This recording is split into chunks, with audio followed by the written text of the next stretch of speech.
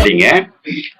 எங்களுடைய வணிக போராளி மத்திய அரசையும் மாநில அரசையும் வலியுறுத்தி அவ்வப்பொழுது இந்த மைய அரசையும் மாநில அரசையும் வலியுறுத்தி அழுத்தம் கொடுத்து வருகின்றார்.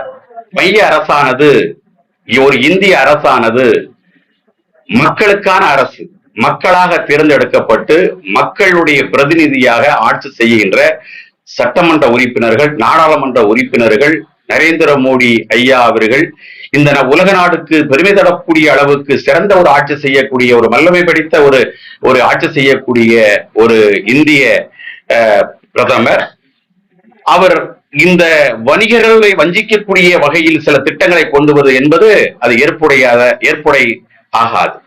உணவுக்கு வரி, உடைக்கு வரி, குடிக்கும் தண்ணிக்கு வரி, இருக்கும் கடைகளுக்கு 18% வாடகை செலுத்துகின்ற அந்த கடை நிறுவனங்களுக்கு 18% வாடகை கட்டக்கூடிய அந்த தொகைக்கு ஏற்ப வரி என்கின்ற நிலை எனது மிக கொடுமையானது. அது ஏற்புடையது அல்ல.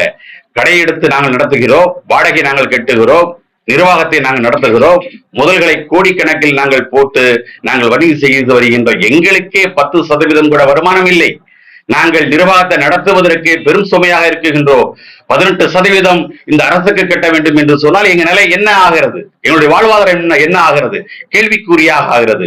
சிறு வியாபாரிகளும் பெரும் பாதிப்படைகிறார் என்கின்ற முறையில் எங்கள் வணிக போராளி குளத்தூர் தா ரவி அவர்கள் 12/12/2024 அன்று தலைநகர் சென்னை எழும்பூரில் ராஜரத்தினம் ஸ்டேடியம் மைதானத்தில் பல்லாயிரக்கணக்கான வியாபாரிகளை ஒன்று திரட்டி மிகப்பெரிய ஒரு புயலும் ஒரு மழையும் கொட்டும் மழையிலும் மிக பிரமாண்டமான தடைகள், எத்தனை தடைகள் வந்தாலும் தடைகளை எதிர்த்து கன்னியாகுமரி முதல் சென்னை வரை இருக்கக்கூடிய அனைத்து வியாபாரிகளும் ஒன்று திரண்டு மிகப்பெரிய ஒரு எழுச்சியான ஒரு போராட்டத்தை எங்களுடைய ஜனநாயக ரீதியில், வன்முறைகள் அல்ல, ஜனநாயக ரீதியில் எங்களுடைய உரிமையை கேட்டு பெறும் வகையில் இந்த அரசுக்கு நாங்கள் கொடுத்த ஒரு அழுத்தத்தை, நாங்கள் ஆர்ப்பாட்டத்தை, மிகப்பெரிய ஒரு எழுச்சியை நாங்கள் ஏற்படுத்தி எங்கள் வணிக போராளி தலைமையில் நடத்தினோம். நீங்க இணைந்து கொஞ்ச நாள் போராடுனீங்க. இந்த கூட இப்ப நம்ம ரவி அண்ணாச்சி கூட நீங்க இணைஞ்சு இப்போ செயல்படுறீங்க. ரெண்டு பேருக்கு என்னென்ன வேறுபாடுல நீங்க? அருமையான கருத்து கேட்டீங்க. வணிகருடைய அடையாளம் என்று சொல்லுகின்ற ஒரே தலைவர், ஒற்ற தலைவர் யார் என்று சொன்னால் ஐயா வெள்ளையன் மட்டுமே. நான் அடிக்கடி சொல்லுவேன், வெள்ளையன் அவர்களை என் தந்தை என்று நான் குறிப்பிடுவேன். என் தந்தைக்கு நிகராக நான் அவரை பாவிப்பேன். இன்றைக்கு இருக்கக்கூடிய 8 கோடி மக்களுடைய ஒரு அடையாளத்தை, ஒரு அங்கீகாரத்தை, ஒரு சங்கத்தை உருவாக்கி தந்தவர் என்று சொன்னால் ஐயா வெள்ளையனை சாரும். அந்த வெள்ளையன் அண்ணாச்சி அவர்கள் நடத்திய அந்த சங்கத்தினுடைய மூத்த நிர்வாகிகள் எத்தனையோ பேர்கள் இருந்தாலும் அதற்கு முதன்மையாக ஒரு தளபதியாக செயல்பட்ட மாபெரும் மிகப்பெரிய ஒரு போராட்டம் படைத்த மிகப்பெரிய ஒரு தலைவர் யார் என்று சொன்னால் அது அண்ணாச்சி குளத்தூர் தா ரவி அவர்களே. கைதட்டலாம், தப்பு கிடையாது. ஆகையால் அவருடைய போராட்ட குணம் என்பது எண்ணில் அடங்காதது. அந்த வெள்ளையண்ணாச்சி நடத்தக்கூடிய அனைத்து போராட்டங்களும் சிறைச்சாலையா, காவல் நிலையமா, போராட்டங்களா, அர்ப்பணிப்புகளா, வியாபாரியுடைய நலனுக்காக தன் வாழ்க்கையை அர்ப்பணித்து இரவு பகல் என்று பாராமல் தமிழகத்தில் 8 திசைகளும் சென்று போராடக்கூடிய ஒரு போர்க்குணம் படைத்த ஒரு சிறந்த ஒரு மனிதர் என்பதனை ஏற்றுக்கொண்டு அந்த வெள்ளையண்ணாச்சியினுடைய அமைப்பு, அவருடைய உடல்நலம் குன்றிய கூறல் அதுக்கப்புறம் அதை சரியான முறையில் தலைமையேற்று நடத்தக்கூடிய சூழ்நிலையில் இருக்கும் பட்சத்தில் நான் ஐயா புரட்சியாளர் குளத்தூர் தா ரவி அவருடைய தலைமையை ஏற்று அவர்களுடைய நான் பயணிக்கின்றேன். மத்திய சென்னை மாவட்ட தலைவராக இருக்கின்றேன்.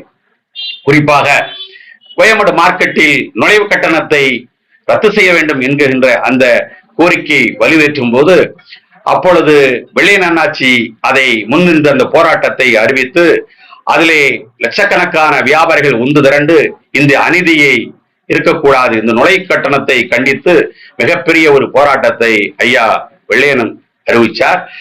அதில் சிறைச்சாலை சென்ற மிக சிறந்த ஒரு வணிக போராளி ரவி அண்ணாச்சி மட்டுமே.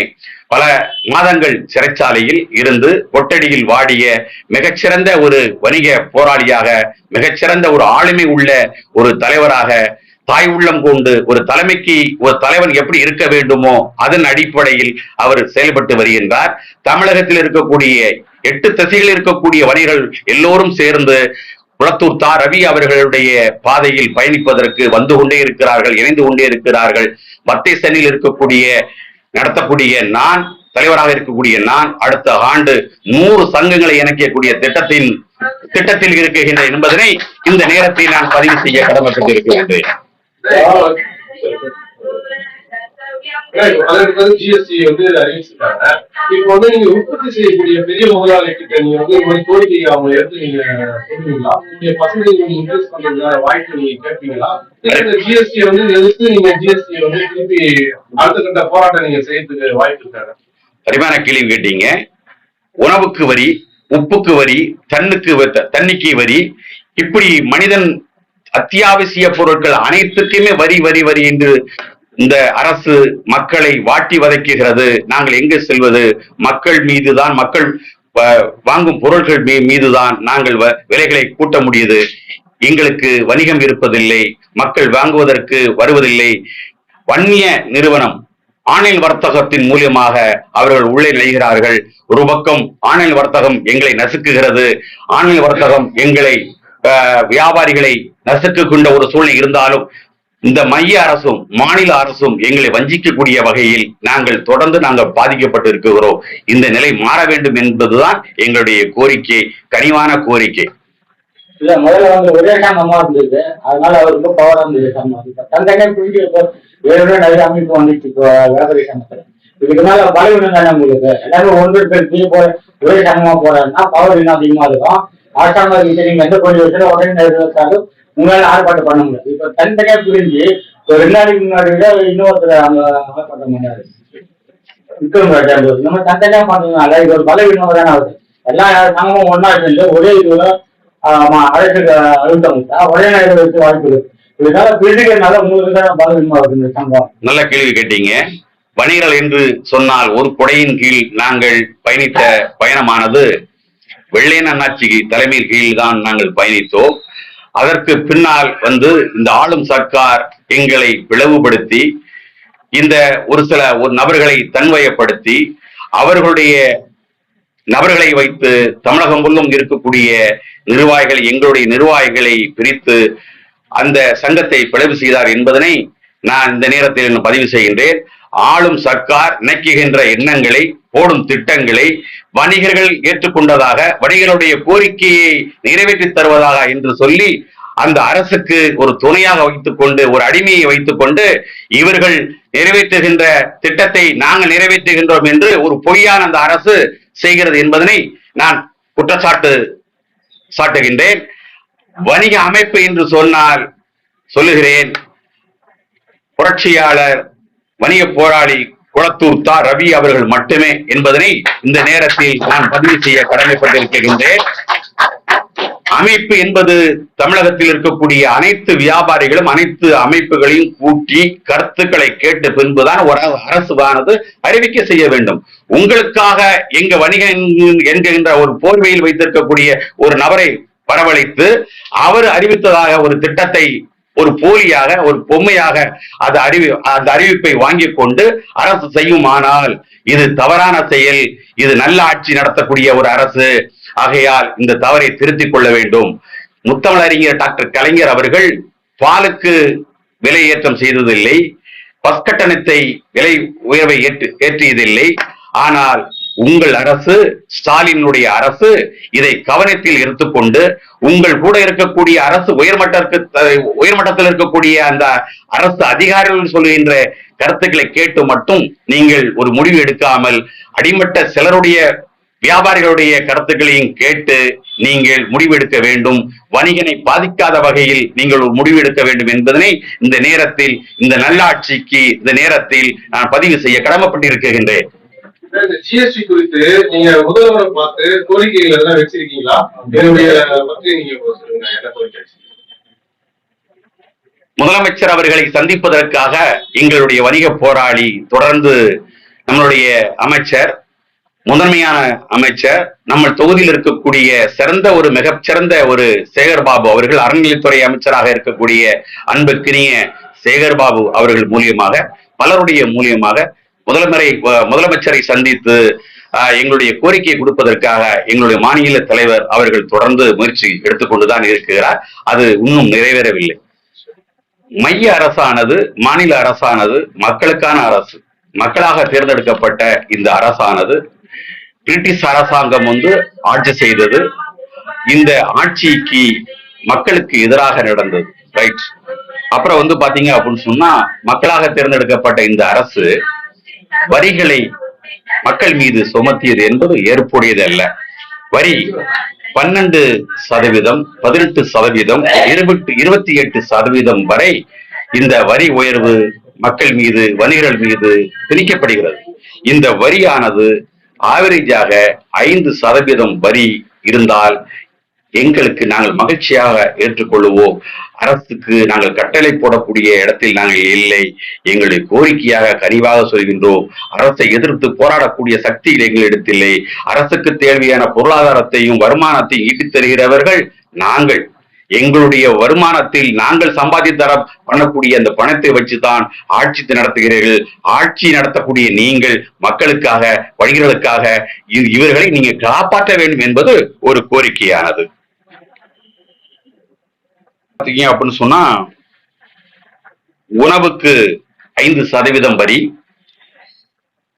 உடைக்கு வரி, தண்ணீருக்கு வரி, கடைக்கு வரி என்கின்ற நிலையானது மிகவும் அநீதியானது, அக்கிரமமானது, ரொம்ப கொடுமையானது.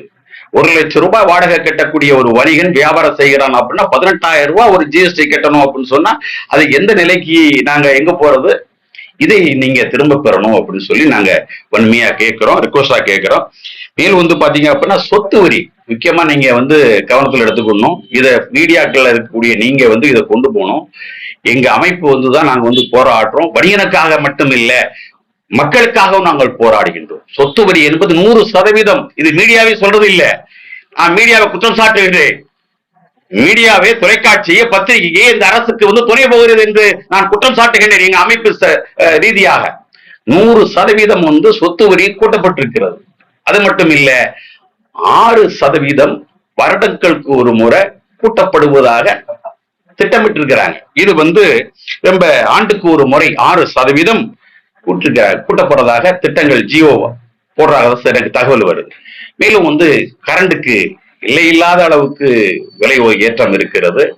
அப்புறம் பாத்தீங்கன்னா, எங்க வியாபாரிகளுக்கு பாத்தீங்க அப்படின்னு சொன்னா, வாடகைக்கு செலுத்த அந்த கடை நடத்தக்கூடிய அந்த கடைக்கு லைசன்ஸ் புதுப்பிக்க போகணும் அப்படின்னு சொன்னா 500 ரூபாய் இருந்து இன்னைக்கு 10,000 ரூபாய்க்கு தள்ளப்படுறோம். ஒரு கடை எடுத்து ஒரு வியாபாரம் பண்றான் அப்படின்னா 1 வருஷம் நடத்துவானா நடத்தலையாங்கிற ஒரு கேள்விக்குறி. இத்தகைய சூழ்நிலையில ஒரு 5,000 ரூபாய்க்கு ஒரு கடை வாடகைக்கு எடுத்து நடத்த போறான் அப்படின்னு சொன்னா 10,000 ரூபாய்க்கு அவன் லைசன்ஸ் எடுக்க போறான்னா இது என்னது? கேட்டா வரிகளுடைய கேட்டு ஆலோசனை இப்படிதான் நாங்க கேட்டோம் அப்படிங்க சொல்றீங்களே இந்த அரசு. எங்க வரிய போராளி குளத்தூர் ரவி அவர்கள் நீங்க கேட்டீங்களா என்கிற இந்த குற்றச்சாட்டை நான் வைக்கின்றேன். தயவு செய்து வணிகர்களை அழைத்து, எங்களை போன்ற எங்க தலைவர்களை அழைத்து கருத்துக்களை கேட்டு நீங்கள் முடிவெடுக்க வேண்டும் என்று இந்த அரசுக்கு நாங்கள் கோரிக்கையாக வைக்கின்றோம், பணிவாக கேட்கின்றோம். மேலும் பாத்தீங்க அப்படின்னா, சிறு குறு பெரிய வியாபாரிகளுக்கு எல்லாமே பாத்தீங்கன்னா, ரோட்டு ஓரமா விற்கக்கூடிய பூ விற்கக்கூடிய சிறு வியாபாரிகளும் சரி, 5 கோடி ரூபாய் வரக்கூடிய வியாபாரிகளுக்கும் ஒரே ஆவரேஜ் MSME அப்படிங்கிற அந்த வரிய சிறு குறு வியாபாரிகளுக்கு அந்த இது அடிப்படையில நீங்க கொண்டு வரீங்க. சாதாரண ஒரு டீ கடை வச்சிருக்கிறவனுக்கும் ஒரு வரி, கார் விற்கிறவனுக்கும் ஒரு ஆவரேஜ் வரி அப்படிங்கிறது என்ன ஒரு ஏற்புடையது இல்லையா? இது சரியில்லை இல்லையா? அப்போ பணக்காரனை ஒரு உயர்த்துறீங்க, கார்பரேட் நிறுவனத்துக்கு நீங்க சப்போர்ட் பண்றீங்க, அந்நிய நிறுவனத்துக்கு நீங்க அவங்கள வாழ வைக்கிறீங்க. அடிமட்ட மக்கள் கீழ்த்திட்டமாவே இருக்கலாமா? எங்களை வாழ வைக்கிறது நீங்க இல்லையா? நாங்க உங்களை நம்பித்தான் நாங்க வாக்களிச்சோம். நாங்க எங்க போறது? இது ஒரு திரும்ப பெறணும். அப்புறம் பாத்தீங்க அப்படின்னு சொன்னா, இந்த கூகுள் பேங்கிற திட்டம்ங்கிறது மிகப்பெரிய ஒரு விஷயம். கவனிக்கப்பட வேண்டிய விஷயம் இது. 5 ரூபா காயின்ஸ், 10 ரூபாய், 20 ரூபா, 50 ரூபா, 100 ரூபாய்லாம் அதை குறைச்சிட்டாங்க. காயின்ஸ் எல்லாம் பாத்தீங்கன்னா குறைவு பண்ணிருக்கிறாங்க. இப்ப யாருமே எல்லாமே கூகுள் பேல போடுறாங்க. இந்த கூகுள் பேல வரும்போது அப்படி இப்ப எங்க வியாபாரிகள் நினைச்சிட்டு இருக்கிறாங்க, எல்லாமே சரி ரைட்டு பணம் வந்துருச்சு அப்படின்னு நினைக்கிறாங்க.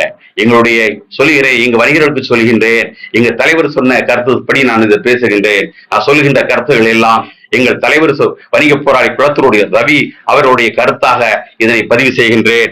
அதாவது பேட்டியில் வரக்கூடிய பணம் அனைத்துமே இப்பொழுது மாசம் 50,000, 20,000, 30,000 வருகிறது என்று சொன்னால், 1 லட்சம் வருகிறது என்று சொன்னால், உங்களுக்கு தெரியாமலே நாளைக்கு வருடத்துக்கு எவ்வளவு வருகிறது என்று சொல்லி அதுக்கு ஜிஎஸ்டி போட்டு வருமானத்தை போட்டு இதுக்கு வருமான வரி கட்டு, இது ஜிஎஸ்டிக்குள் வா கொண்டு வாப்புன்னு சொல்லி அதுக்கும் வரி போடுறதுக்கு தயாரா இருக்கிறாங்க இந்த அரசு. ஆகையால் இப்படி தெரிந்தோ தெரியாமலோ அறிந்தோ அறியாமலோ எங்கள் வியாபாரிகளை நசித்துக் கொண்டே இருக்கிறீர்கள். நசிக்காதீர்கள், எங்களை வாழ விடுங்கள் என்று நாங்கள் இந்த நேரத்தில் கருத்தை பதிவு செய்கின்றேன்.